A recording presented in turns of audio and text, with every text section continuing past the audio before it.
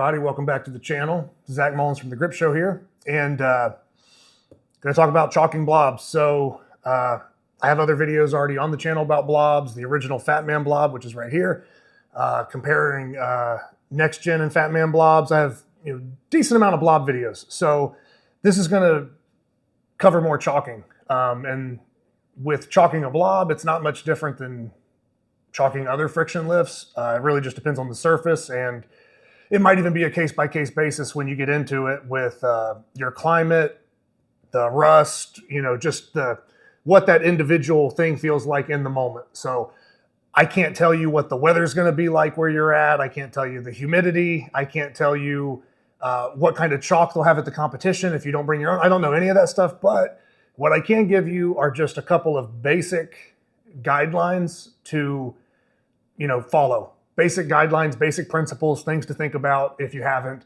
and probably help increase some of your lifts, especially friction lifts, and definitely focusing a little more on blobs though. But it doesn't mean that this couldn't apply to other things. So first thing I'll jump in and say is if anybody has blobs or anything in their gym and you're used to training grip a lot, or you have a lot of chalk going on, a lot of chalk everywhere, if you don't touch something for a long period of time, like say this is a blob that maybe, I haven't touched in 3 weeks, but you've been training other stuff, there's just other dust and debris going around your gym.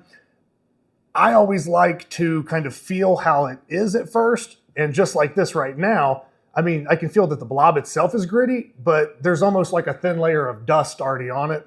So if I was really trying to, get ready to train or gear up for something, I'm not even going to start chalking on top of this dusty layer. I'm just going to wipe it down to start. And so we use any towel. I don't really care. This is a ebonite bowling towel. So that's what I usually use for this grip stuff. But yeah, I literally just take this and kind of just brush off any of that excess or dusty layer. And even there, I can already feel that my fingers are sticking to it because I've removed just a surface dust that serves no purpose. So if it's something you haven't touched in a while, it doesn't hurt to wipe it down first before you even start to apply new chalk. If it's something that you've had hands on pretty frequently and you're training with a lot, you probably don't need to. It's going to stay ready. If you stay ready, you don't have to get ready. But in this case, I haven't lifted this in a while, so it's not ready. I wipe it down to remove that dust layer. Over here, I have a Canon PowerWorks Fat Man replica. So we're not going to do a comparison video yet, just chalking, but because I have not lifted this, I have not chalked it at all, I'm going to use this as an example of how chalking something wrong can also impact the lift, or just do's and don'ts, so to speak. So the dust is the first thing I'd like to bring up. Just get that off, because even if you chalk on top of it, it might make the chalk tough to stick to it. It might not feel right, even if you're chalking it perfect, or you feel like you're doing the same thing you always do. That time from the last time you touched it to the current session you're doing, that dust or whatever buildup is on there could completely change the lift. And you're just going to waste more time. So this is all about saving time, getting the texture the best you can, and then being able to train and spend more time doing the stuff we're enjoying doing. So from there, I think the first thing I would start with is just generic principles for chalking your own hands. So for me, I have always been sort of the school of thought that when you're chalking your hands up, you don't want to take chalk straight to the implement. If it's me, when we lift with our hands and then the object we're lifting, we're putting our hands on, I would rather take the chalk to my hands and then my hands to the implement, not taking the chalk and scraping a block on it or anything like that. So I'm just going to kind of cover basic hand chalking. So for me, I usually take a decent sized block of chalk. And this doesn't mean that for certain lifts, maybe depending on what's happening, that this is the only way I'll ever do it. This is just very basic guidelines and principles. So sometimes I might reach into a bucket of chalk and get more hands and or get my hands deeper into stuff or more powdery stuff. But for the most part, I'm taking a block and I'm just going to rub it on my hand. I'm going to hit all the contact points where, this blob is going to be, where that ridge of the blob is going to be. I'm going to hit the thumb. I'm going to do my hand, basically get a layer going on my hand, nothing too crazy, but where I would be grabbing the blob And something that some people don't really get into that much that I'll do a lot of times is I'll chalk between my fingers. That's where I might grab a little bit more dust or run my fingers through some dust.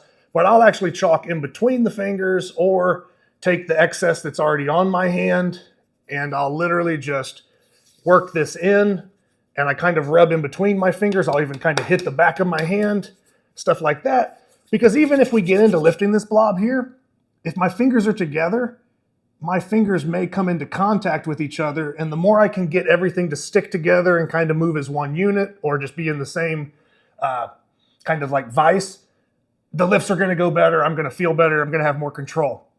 If, you know, maybe the blob starts to slip a little bit and one of your fingers gives or you don't have good contact, you know, maybe that's the difference between you getting that feed or you not getting that feed or landing that PR and not. So that is how I kind of chalk my hands, is general layer, and then you can kind of clap the excess away, kind of blow the excess away.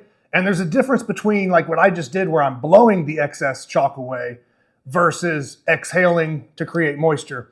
So that's another point that I would bring up is you can clap, you'll see that dust come up sometimes. That means you have too much. So if you're chalking your hands and you got a bunch on here and you're clapping, that's excess. That's stuff you don't really need. So really work this in to where you can get it kind of as a even layer. You still have everything, you know, you can still feel everything with your hand. And general rule of thumb I'll tell people is I try to get to where, like, you know, if you want to snap your fingers, you want to kind of snap your fingers like that. But if I get to the point where I try to snap my fingers and it almost just naturally sticks together and I can't get that to move, that's almost how I want this to feel. So if I'm putting my thumb on it in a certain way or if I'm touching it a certain way, I almost want it to feel like there's no slippage, there's no sliding, there's no surface, anything, no dust.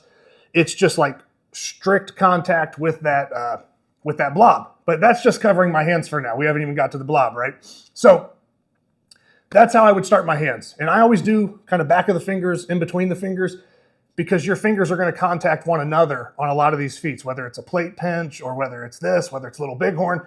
I like doing in between the fingers because I just want everything that can connect to connect and have a better, you know, just grip within itself. So moving into the next thing, I already mentioned, you know, not to take the block and just smash it into the side of this thing. And what I would say is, you know, here we have a pretty clear, unchalked blob because I've kind of wiped it down. Now this thing is like, it's way older than 6 years old, but I've had it for about 6 years. It's the first Fat Man I ever bought. So it's naturally going to have some seasoning and wear and surface stuff compared to this brand new, like casted Fat Man replica. But we're going to be able to see the difference versus, you know, the first thing I'm going to do is take the chalk on my hand. Like I said, work it into my hand. Depending on how the blob feels, I might actually, you know, not remove all the excess right away. I might leave some of that on my hands and have a little standing layer. And then from there, what I'm going to do is I'm first going to basically chalk in the opposite direction that I would be lifting it. So if I'm lifting it, it's normally going to pull vertically this way, or it's going to have some type of up and down pattern. So I would try to chalk going across the grain, so to speak. And that's something that I picked up from, I want to say Jed Johnson is one of the people that discussed that, and Tim Butler. So I always try to give as much credit as I can when I'm doing stuff like this, or if somebody said something and it stuck with me. But I'm pretty sure it was a combination of Jed Johnson, Tim Butler in the very earlier days of me starting. That's where I kind of got that like cross-directional chalking thing from. What I'll do, because there are all these little like, you know, gritty bumps and stuff and texture to it, is not only will I cross pattern, you know, chalk here, I'll kind of do circles forwards, circles backwards. So that'll kind of get into something like this, where I'm really chalking the sides. And you can see already, hopefully, that I already have a pretty solid layer building up here. And that actually feels pretty damn good already. Even me trying to make my fingers slip on it, they're sticking pretty good. Doesn't take a lot. I would always say less is more when it comes to chalking. So if you're looking to chalk, don't cake it on your hands and start smacking stuff. Don't take the block and scrape it on there. it's just a waste. And if anything, you're just going to hurt your performance. So like I said, going cross pattern, kind of getting in every little groove. And one of the things I'll really focus on after this is very specific to the chalking in between my fingers to kind of maintain anything I'm in contact with. I want it to stick. The other thing I'll do here is really focus on the ridges, because that's going to be the last thing that gives or slips or goes. So I will actually come up and I might even chalk on top of the ridge here. Sometimes I'll even chalk like on top of the blob itself, kind of pack some of that chalk in. But then I'll run some of this extra chalk over, and I'll actually just kind of go over the corner. And I'm chalking on top of the blob, and I'm chalking right on the edge, that lip, that corner, to make sure that that is really going to lock in and not slip on me. And the more maximal the blob gets, the wider it gets, the more that's going to matter. But I'm just basically grinding my hand over top of the corner. And just adding as I see fit. If I feel like it needs it, that's going to be something that no one can teach you. You have to feel the thing in the moment, and you just have to put reps and reps and time in to develop your own technique and get it feeling how you want. So for me, once the top is chalked, because I mean, our hand is still touching it to some capacity. Maybe there's a gap, but this edge right here, that's what I need to stick. It doesn't matter if the sides are feeling perfect. If my thumb is the weak link, or the thumb on the pinching is going to give first, I can't have this slipping off. Doesn't matter how good this feels. Doesn't matter what else is going on. If this edge right here, if this lift becomes maximal and it's slipping on me and I can't lock in on this side, that's going to be basically the first chain and the first link that's going to break.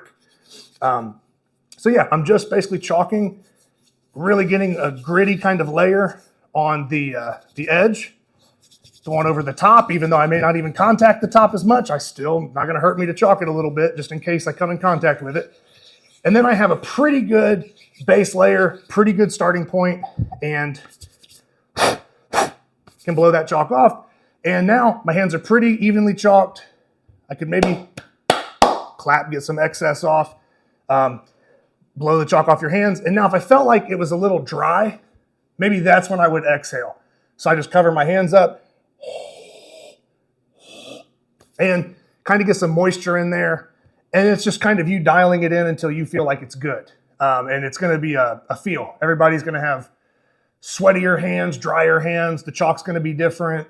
The weather's going to be different. So these are just some things to consider. You're going to have to kind of dial it in the moment.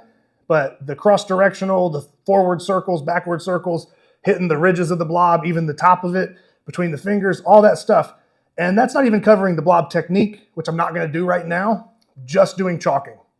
But I want to kind of show an example of, in comparison, how evenly distributed this chalk is and how good it feels versus if I just want to rush it and do something like this.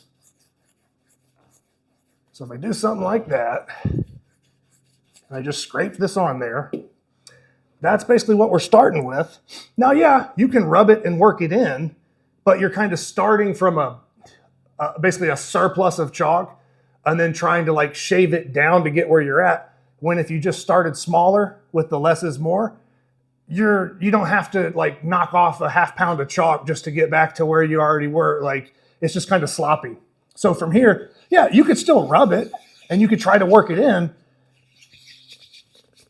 but you're going to hit certain spots, especially with this being newer, where it's not fully seasoned. You're going to hit certain spots, whereas if you touch this and you go to lift it, you can already see that it's not really like one with the blob. You can actually see the streaks of my fingers coming up, and you can kind of see, where this chalk is thicker and where I'm basically just sliding because that surface chalk isn't really holding. And I even have chalk up on my hand where it probably rubbed off the blob and stayed in contact with my finger. I don't know if you can see that on my fingertip there.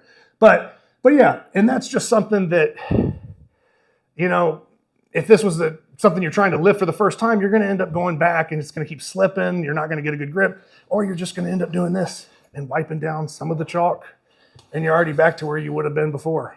So You can actually see where I scraped it before with my fingers, but it's just showing you that it's not evenly distributed. The chalk is not really one with the implement, and you're kind of just creating more obstacles in between your hand and the thing you're lifting. So if I were to take this chalk like I just did with this one and kind of start a little more conservatively with just chalk in my hand, working it in a little bit because this is newer, I could maybe have a little more excess on my hand. And then I'm going to kind of use the same in between kind of forward circles, backward circles. And I'm going to kind of look to basically just give like an even layer, even coat of chalk, kind of start working the corners and everything there. And you'll kind of be able to feel it.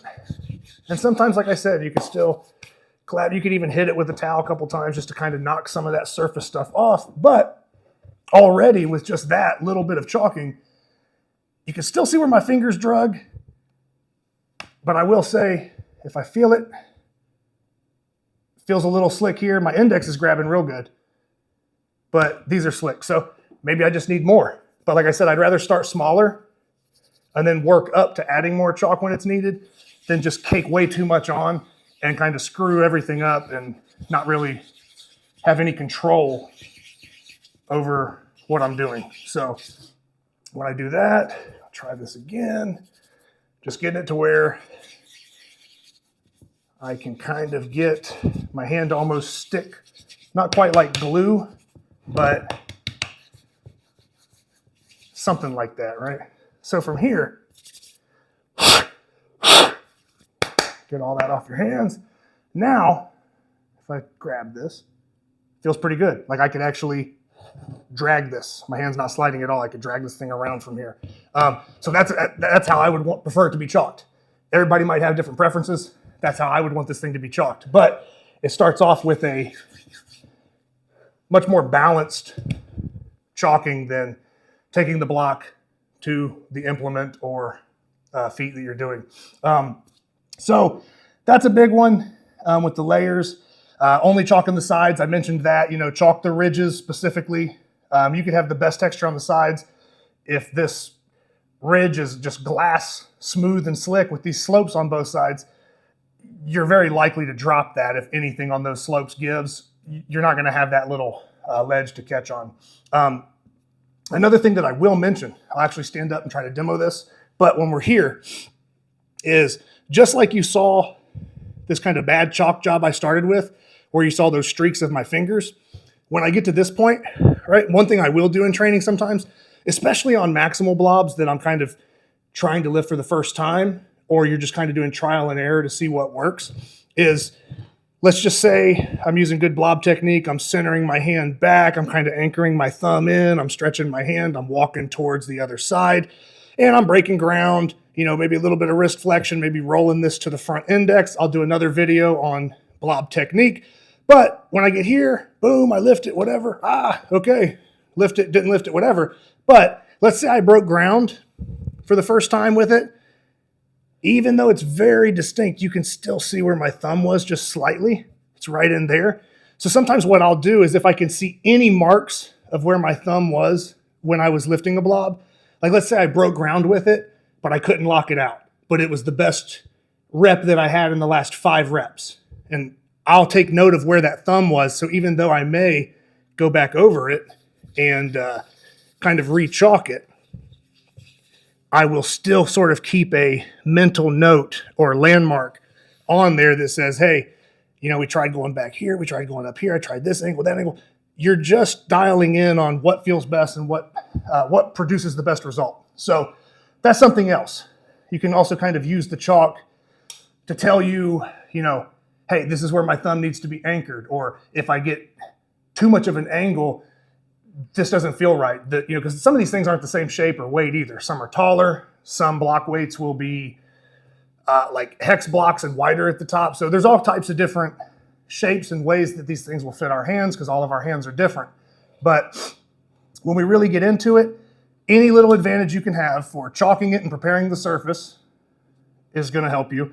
And then also, like I said, I don't really care where my fingers are at because for me, the thumb is what kind of seals the deal on this. If the thumb is in position and it's locked in and feeling good and I can get on that edge, where my fingers end up is not quite as important, or I can kind of feel that better, but I really want to make sure that I can map out where my thumb is, especially like I said, for maximal blobs. If it's submaximal, you know, you're not really going to have that technical breakdown, or you're not going to drop it. But when you're trying to conquer a new feat or a bigger blob that you haven't lifted, I'm really going to be kind of paying attention to any little marks after I get done with the failed rep or a good ground break.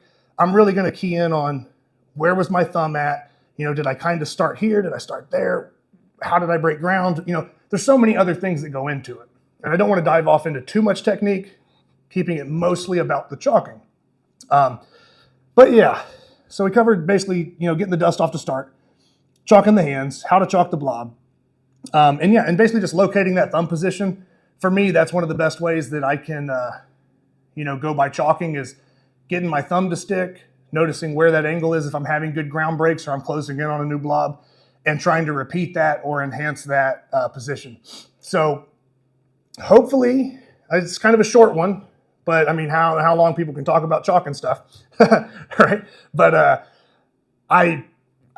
that's how I chalk it. That's how I will try to do most things. But all of that, from, you know, blowing excess chalk away to exhaling, you know, there's a difference between blowing chalk off your hands or clapping and seeing the dust come up, or trying to create a moisture, basically like exhaling from your lungs. So if you've ever seen anybody in grip breathing into their hands or clapping their hands, or why are they, you know, hitting their hand on their leg, they're just removing excess chalk. They're getting that hand to feel like it's just stuck to whatever they're trying to hold on to. The better you can get this texture, the more of your actual strength you're going to be able to display. I've seen so many people in competitions on Saxon bar, different pinch events, even blobs within medleys and other stuff. Several people that I know that are strong enough to lift certain things or lift certain weights, but they're not really a student of the game when it comes to all the in-between stuff. The chalking, the being able to, you know, they're so used to lifting at their garage or something, or lifting at whatever they have access to.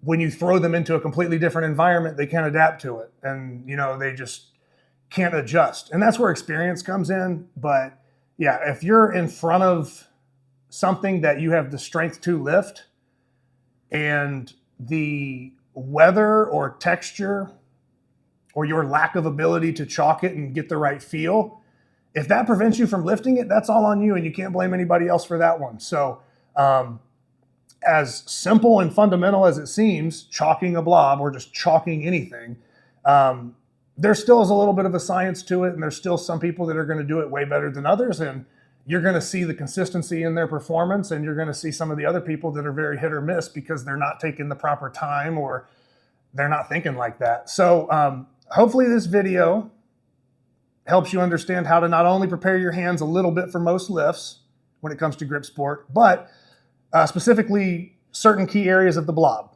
and lifting it. So hopefully you can put that to use, start climbing that ladder, lifting bigger and better blobs and pulling off better feats with it. But yeah, that's the intention of this video, is just to put information out there, chalking the blobs, and kind of the why, or why people do certain things, just explaining it. So yeah, I don't ever like beg people to subscribe or comment and follow, whatever. But yeah, only thing I usually say is just, hey, let me know like down below, like what blobs you're working on, or let me know if this works for you, or let me know if it's if there's something else that you do that maybe I didn't cover but you found useful. That's how everybody gets better. That's how the community grows, is just by sharing information and tips. So yeah, for now, didn't cover any real technique on blobs, but just started to get into how to chalk them, how to prepare them, and this also carries into so many other friction lifts as well. But yeah, hope that helps, and let me know what you guys are working on. Let me know what the next blob you're going to lift is. And yeah, anything I missed, feel free to add it below. And I'll see you on the next one.